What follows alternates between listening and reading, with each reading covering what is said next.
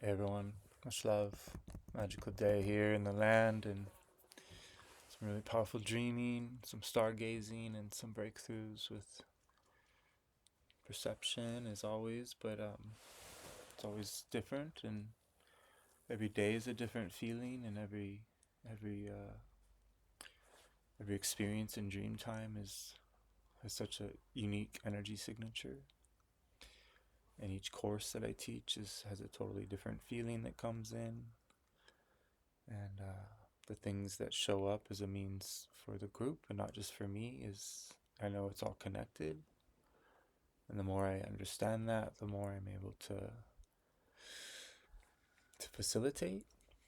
Um, it's just a really exciting time to be getting unchained, and such a powerful time in your life when your kids leave the nest, um, and just to be open to new adventures and new places to go and be, and just super thankful for everyone in my life. Um, I've had some really powerful breakthroughs with friendships and new connections, and just really grateful.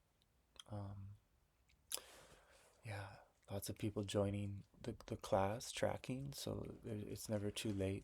Every class is recorded, and we've only done one so far. So feel free to reach out, and yeah, a lot of people don't know that I have these groups, or that I do one-on-ones, or that we do in-person workshops. So um, yeah, it's all available. It's really strong. It's really beautiful. Such beautiful people from all over the world.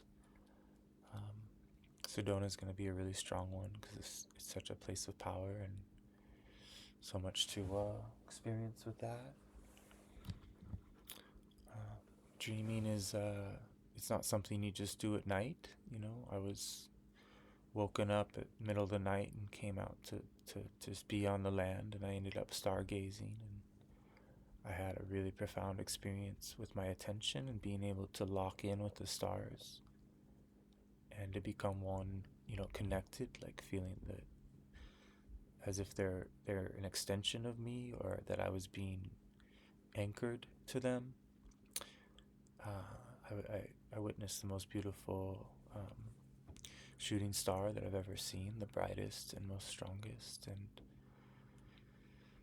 it was a very profound moment when I was, tapped into a particular feeling and idea and thought.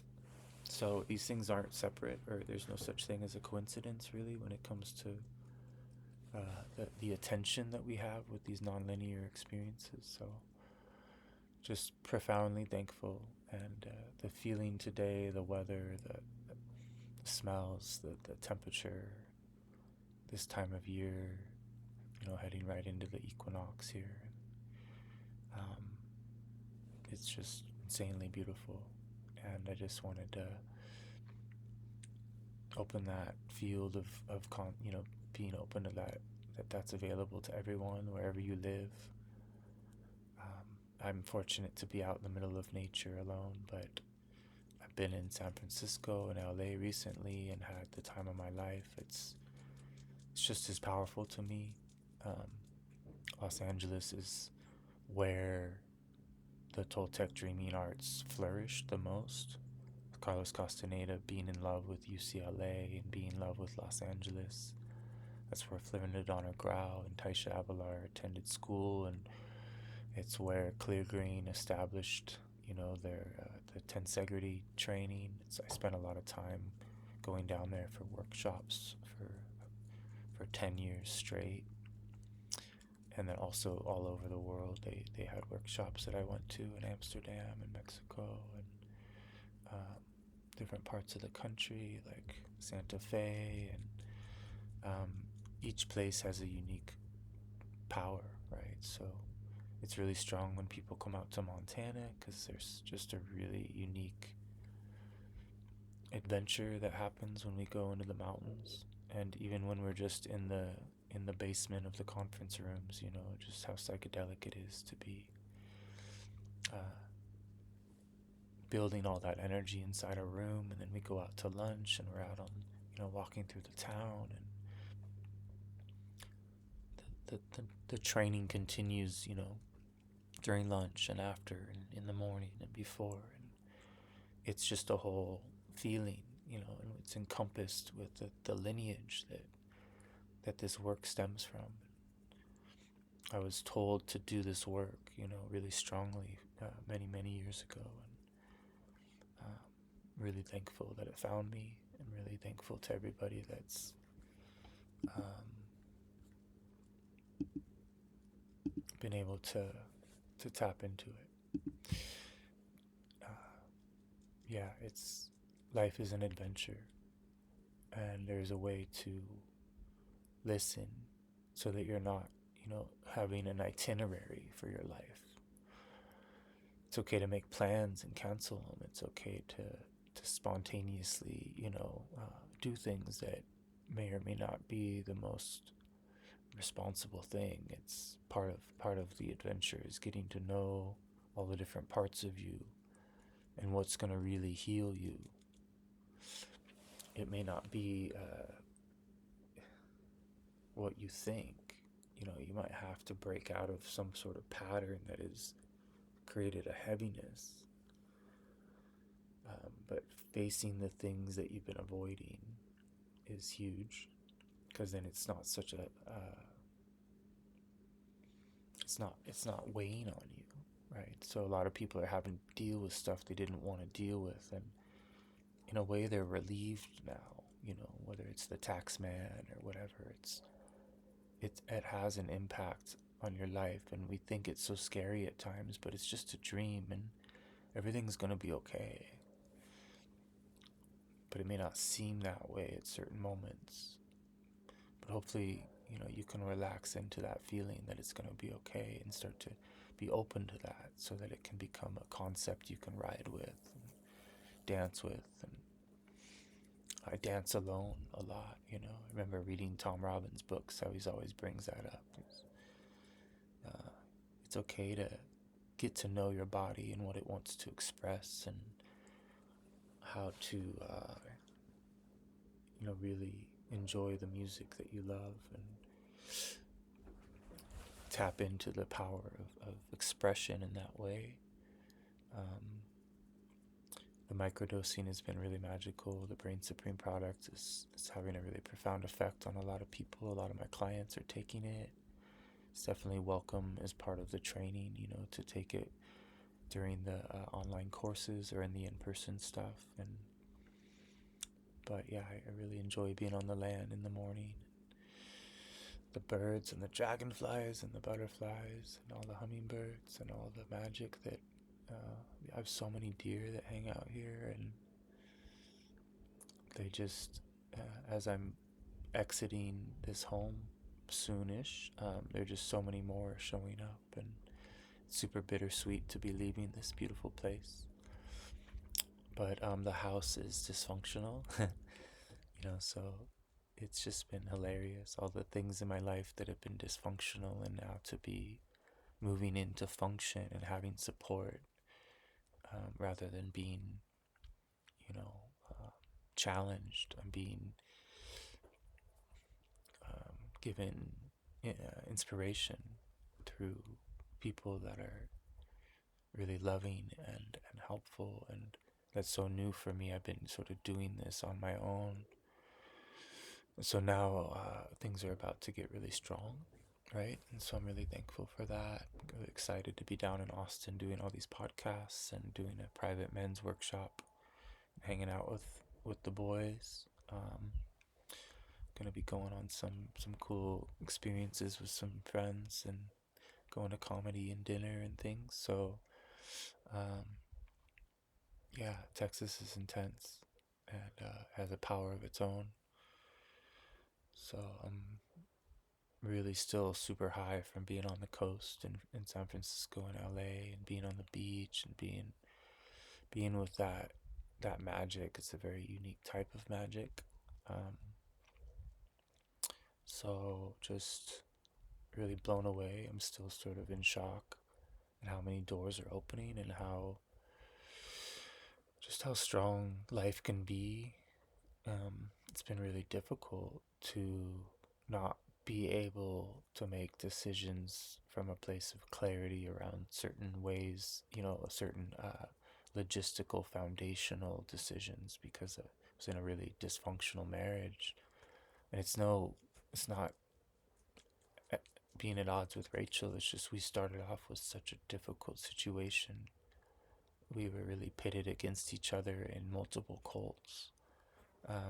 We were seekers, and we were attracted to power, and we were willing to put up with some things most people wouldn't put up with because of the benefits of being in the presence of powerful people.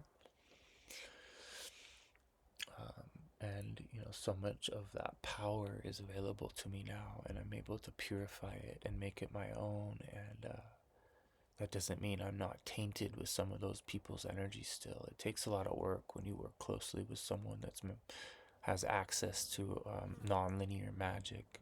They have such a profound effect on you.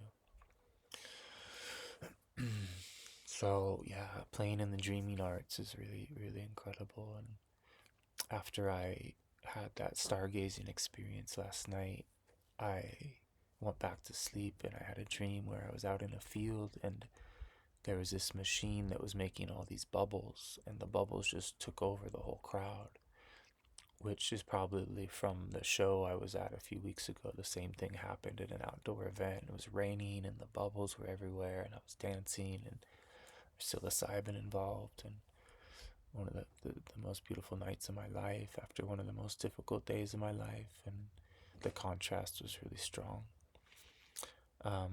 But in the dream, I was able to ride the bubbles up into the sky, and it became an ocean of water in the sky, and I was swimming. I love flying dreams, but this was totally different, and it was cleansing. It was soap. It was like I was dirty and I was getting clean, and I was swimming in it, and it was so purifying in it. I remember the smell and everything. It wasn't like nasty chemical soap. It was just pure, clean, you know, uh, yeah, cleansing. So purification is a real thing. That's my whole focus, is learning how to purify through the recapitulation. Uh, really powerful ways to do that, breath work, um, recapitulation. The magical passes are really strong for this, because you build the energy up that allows you to focus, and the more you can focus, the more likely you can achieve profound results within the recap work. And then the recapitulation leads to being able to do dreaming, because you just simply get lighter and lighter. There's a way to sustain silence for longer periods of time. And the breakthroughs that happen when you're able to do that, like what you can do in the dark room, all these colors show up, and you have to breathe quicker in order to handle the intensity of what you're seeing, because your summage point's moving. But some of the most beautiful things that have ever happened to me, butterfly, have been in the dark room. So the darkness is a portal into the depths of healing. It's unfortunate that the word dark is used as a negative, but we're sort of limited in our syntax. So it's sort of an appropriate word, because the absence of light can be a very terrifying experience. But on the other hand, it's also the most healing thing that can happen. It's yin, it's feminine, it's restorative. You can rest. I remember being in Alaska trying so hard to get the room dark, because the sun was up all the time, and it can be really difficult to sleep for some people unless they can make it pitch black. So I really love the contrast. I also love being in just absolute sun gazing, and being in the sun for long periods of time, and I love soaking up the heat. So I could definitely see myself leaving Montana just to be in a place that's much warmer.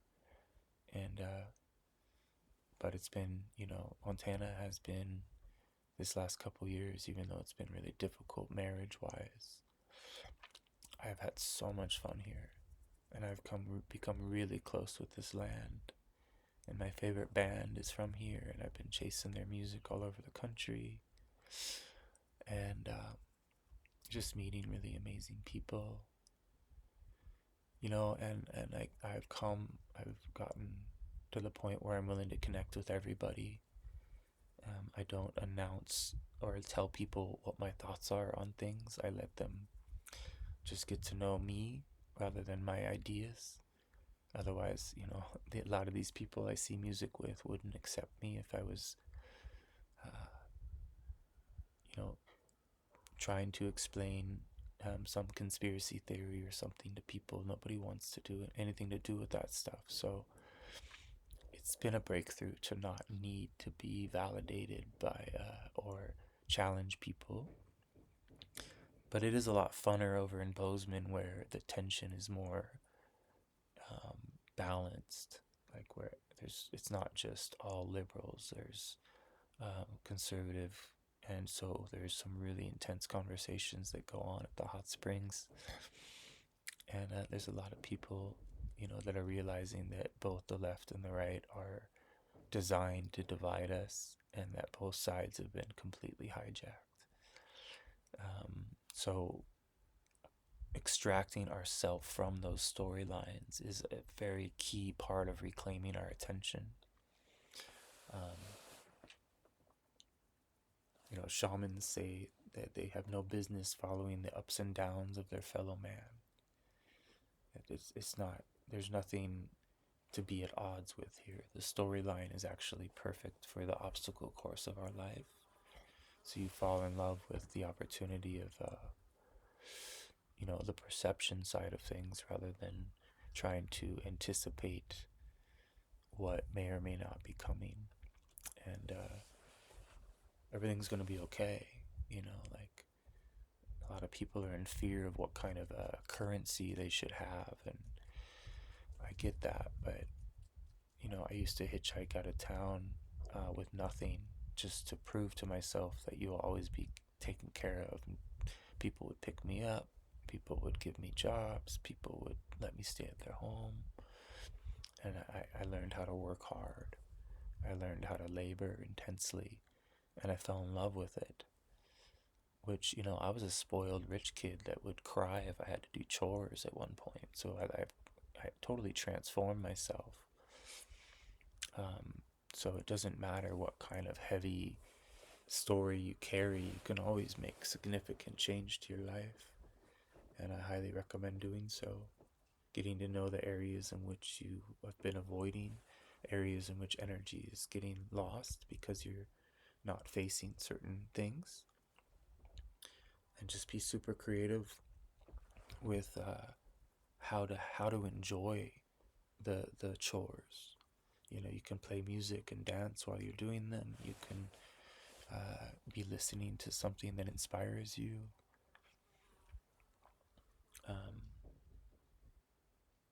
But it's also, there comes a time where the mundane, activities of your life become too heavy, and so you have to make a big change in your life so that you extract yourself from a situation that is dangerous to the evolution of your soul. So I'm not suggesting people stay in torturous situations and try to enjoy it. Sometimes you have to take the risk or take the chance, but often people take leaps of faith that they're not ready to take and they get hurt. So we do want to be practical. Toltecs say that they're not spiritual, they're just energetic and practical. And once you come to terms with the forces that are playing out certain events and putting pressure on us, then you have to become light enough to not be, at odds with the situation we're in.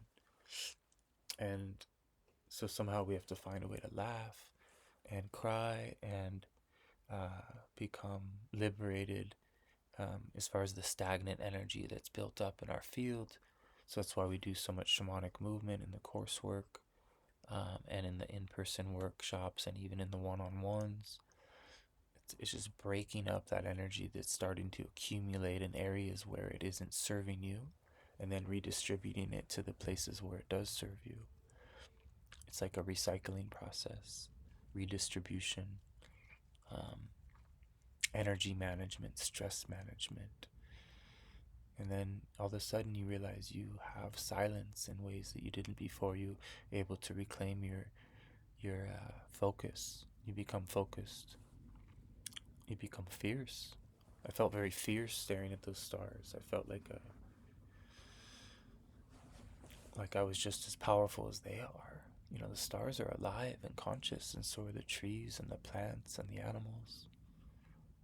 So be open to the animals that visit you in dreams, or in, you know, in the physical, or the illusion of the physical. When you realize that the physicality is an illusion, then an incredible energetic abundance becomes available to you. You realize you're a luminous being, and your eyes start to get much brighter, and you're able to see better. You know, not necessarily further or whatnot sometimes, but seeing, you start to see the details of this place. You start to see the air almost like staring in the dark is really incredible. There's so many things to look at if you aren't looking at anything. It's what gazing is. It's kind of looking without looking.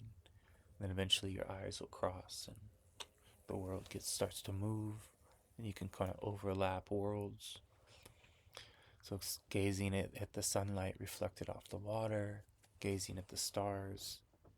You know, you might start to rotate and you might panic, but there's a way to let go and have fun.